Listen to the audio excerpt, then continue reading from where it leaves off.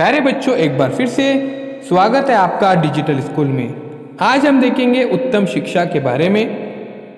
तो गांधी जी 2 अक्टूबर सन 1869 में पोरबंदर गुजरात में पैदा हुए और इनकी मृत्यु 30 जनवरी 1948 है। तो प्यारे बच्चों, गांधी जी के बारे में हम मुख्तसर सी मालूमात हासिल करते हैं। गांधी जी हमारे देश के महान नेता थे। वे हमारे राष्ट्रपिता थे। लोग प्यार से उन्हें बापू कहते थे। इस पाठ में बापू ने अपने पुत्र मनीलाल को लिखे पत्र में शिक्षा के बारे में अपने विचार प्रस्तुत किए हैं। बापू ने ये पत्र यरोड़ा जेल में लिखा है। तो जब बापू जेल में थे तब उन्होंने यहाँ पर ये पत्र लिखे हैं। चित्र देखकर क्रियायुक्त शब्द से वाक्य बनाओ। तो यहाँ पर हमको चित्र देखना है और कुछ वाक्य बनाने के हैं। ये आपको प्यारे बच्चों प्रैक्टिकली वर्क है, इसे ज़रूर कीजिए।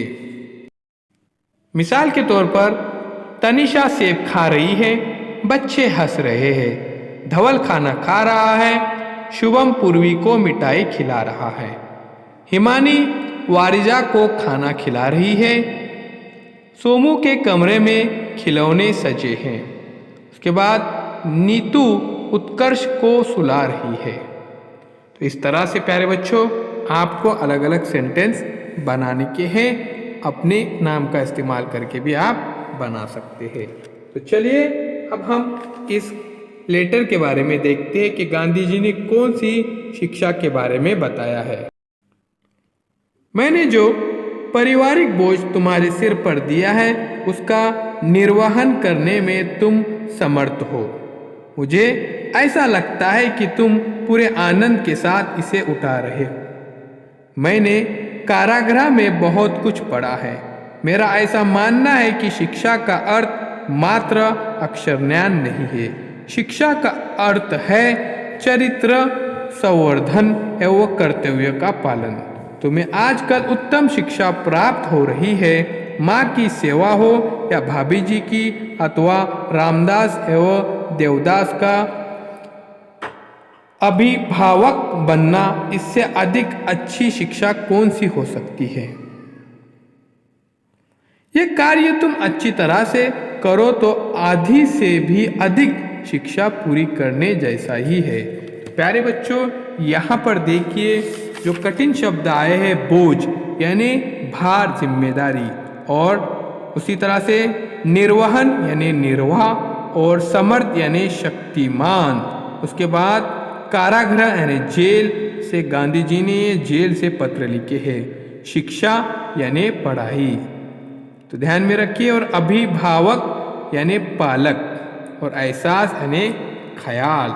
आइए और गांधी जी यहाँ पर क्या कहते हैं ये हम आगे जानते हैं। बेटे को अभी जिम्मेदारी का एहसास होना चाहिए। प्रत्येक बच्चे को सत्य, अहिंसा तथा संयम, इन गुणों को अपने आचरण में लाना चाहिए। तो प्यारे बच्चों यहाँ पर देखिए एक लफ्ज आया हुआ है संयम, यानी इच्छाओं को काबू में रखना, और आचरण यानी व्यवहार, अपने व्यवहार पर खुसूसी तौर पर ध्यान देना चाहिए। ऐसा गांधी जी यहाँ पर कह रहे हैं। जब मैं तुमसे भी उम्र में छोटा था तब मुझे अपने पिताजी की सेवा करते समय बहुत आनंद आता था। आनंद यानी खुशी।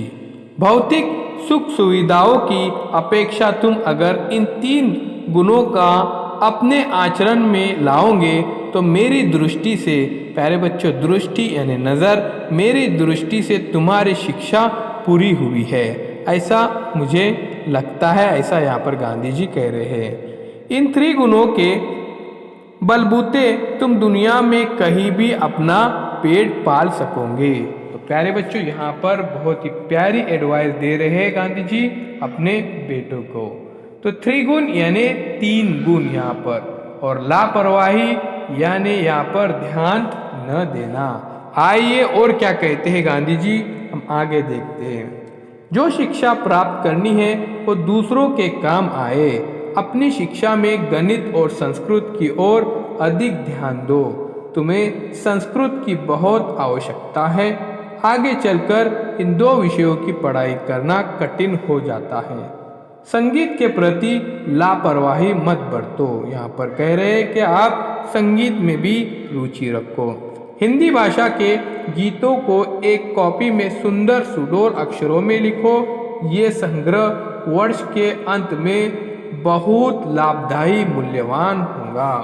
तो यहाँ पर वो कह रहे हैं कि आप क्या करो, हिंदी के कविता भी लिखिए। ये कविता आप सुंदर अक्षरों में लिखिए। तो प्यारे बच्चों देखिए, यहाँ पर गांधी जी अपने बेटे को एडवाइस दे रहे हैं, नसीहत के कुछ खास बातें यहाँ पर बता रहे हैं। ये बातें हमारे लिए भी मूल्यवान है, तो गौर से ध्यान दीजिए। तो चलते हैं, मिलते एक नए वीडियो के साथ।